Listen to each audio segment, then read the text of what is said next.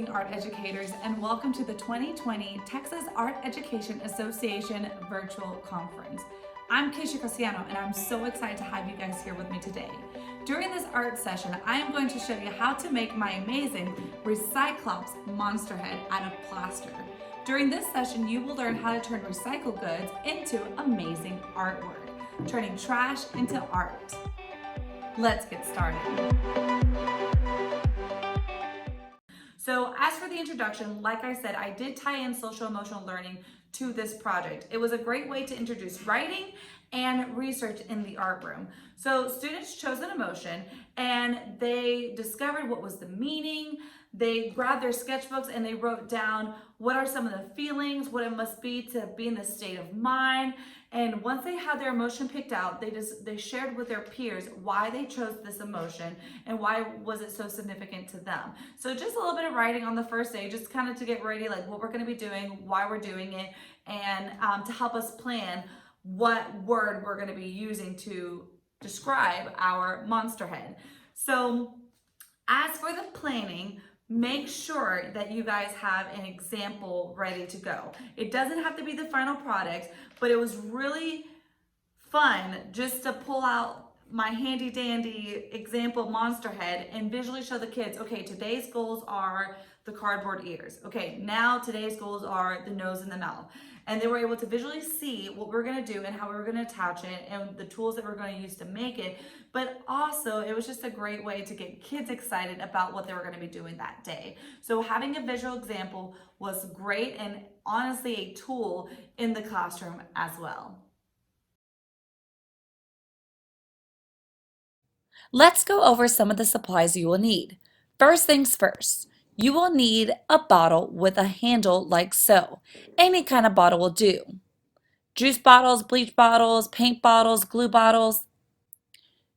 You will also need some cardboard for your ears and teeth. Depending on what you're using to cut, you might need a cutting mat, box cutters, and scissors, and some few basic supplies like pencils and markers to trace an outline. Next, you will need hot glue guns, hot glue sticks, and tape, and plaster. This stuff is amazing. Googly eyes for sure. You can use the 2-inch or 3-inch depending on how big your bottle is, and acrylic paint. All the supplies will be listed in the comments and provided for you at the end of the session. Okay, so day one was all about the mouth and designing our ears.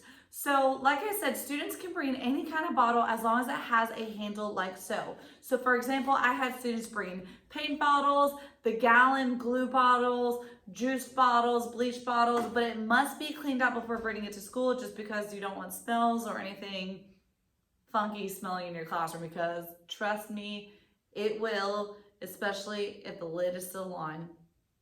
Just saying. But so once they have their bottles, you want to talk about how the handle is going to be the bridge of the nose. And with this Sharpie, they're going to go ahead and design their mouth.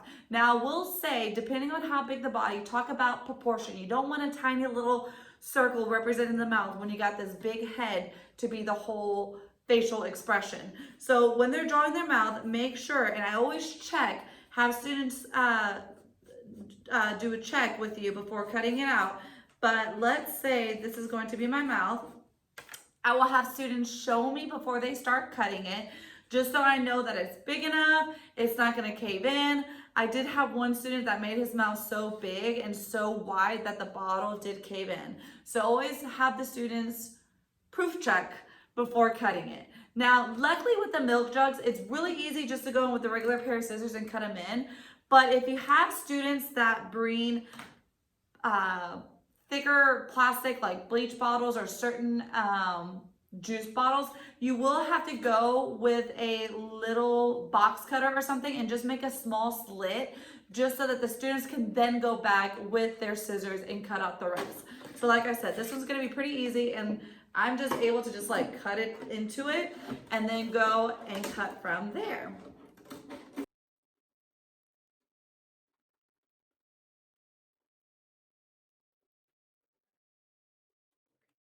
As for the ears, I did provide students tracers with different ear examples. I also did give my students the freedom to create their own ear design as long as it was proportionate to the body size. So you will be handed an example of these sheets with the PDF that comes with the session. And I do have an example here cut out. And what I did is that I cut out my examples onto cardstock or just something thicker than regular paper, just so that they were durable, and have students trace two onto a regular piece of cardboard. Now, I am going to give you guys a trick. Don't have students cut in the middle, because not only is it so difficult, especially if you're just using regular scissors, but B, it's also wasteful. And when students can just bring their tracer to the very bottom edge, not only is this less work, but then you have all this extra cardboard that you can save this for somebody else. I am going to give you guys a secret as well too. Amazon cardboard is the best cardboard out there. I don't know what is it about their boxes, but it's just so easy to cut, and students can use regular scissors. They don't necessarily have to use box cutters. So what I'm going to do is I'm going to go ahead and trace my two pieces, and I'm going to show you guys how to attach with hot glue and tape to your milk jugs.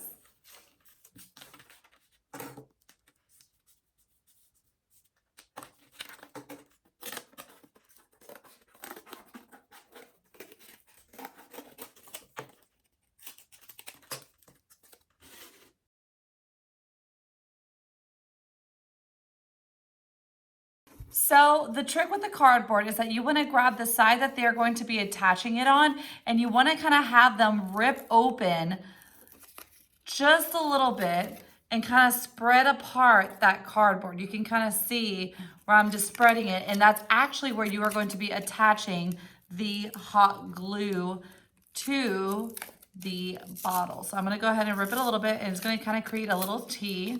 It's not going to be perfect. Again, this is going to be good paper mache, but you can see how it's split open. And then what I'm going to do is take my hot glue gun and just add a little bit, just a few lines, and attach it to where I want that to be.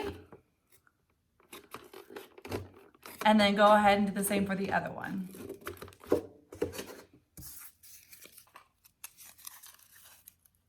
If you are struggling, you can grab a pair of scissors.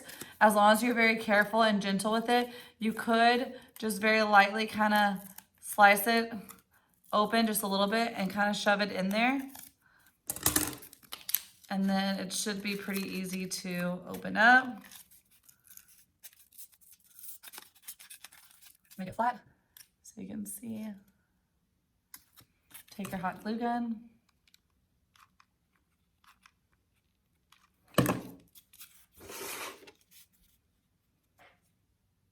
Okay, so now that we have our ears attached, you can kind of see the purpose of the flaps opening up was just to give it a bigger surface to attach to the bottle, but always, always, always reinforce just in case these pop off. So what I like to do is go with a little bit of tape and just go on each of those little flaps that you created and go over with some tape just so that they stay in place in case they pop off, because trust me, you're gonna have some that just bump into each other or whatever, and depending on how much glue they put, it just might happen. Accidents happen all the time. So you can kind of see how I'm attaching that, and then just maybe put a few going across.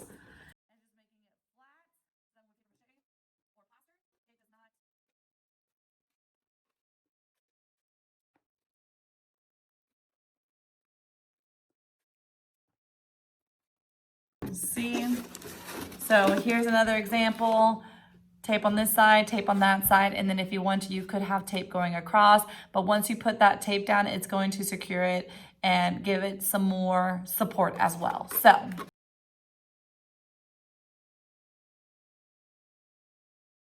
okay, so two things I want to talk about. Number one are the googly eyes. These are 2-inch eyeballs that I went ahead and attached. After the students had their mouths cut out and their ears cut out, I went ahead and gave each of them 2 eyeballs. Certain kids did ask for 3, just depending on their placement and where they put it. And as long as, you know, they know it's going to be more work to plaster around the eyeballs, I gave them a 3rd eyeball, but the majority of them got 2. Just an idea for them to get more creative, maybe for your advanced kids. But As for the eyeballs, if students bring bigger bottles, for example, bleach bottles, certain juice bottles, things like that, that were bigger than milk jugs, you might want to consider getting 3-inch googly eyes. I know a few of my kids maybe could have used bigger eyeballs just because the 2-inch literally disappeared with how big their heads were. So just keep that in mind. And then also the spout of where the juices come out, the spout, I don't know what part of the milk this is, the bottle this is called, but I kept mine on because originally my kids were supposed to go back and add wigs, like the example that I have here, but we weren't able to because of COVID. But if you are not adding any accessories or anything like that, just keep that in mind. And like I said, you can just go with scissors or box cutters and just cut that off and then just put tape around that hole so that it's nice and flat, and then it's just the ears on the top. So things to consider and keep in mind of what the actual final product is going to look like. This is the end of part 1. Now head over to part 2 and check out how we build the nose, the lips, and the teeth. If you have any questions, comments, or concerns, please feel free to message me on Instagram, Twitter, or Facebook, or simply just shoot me an email.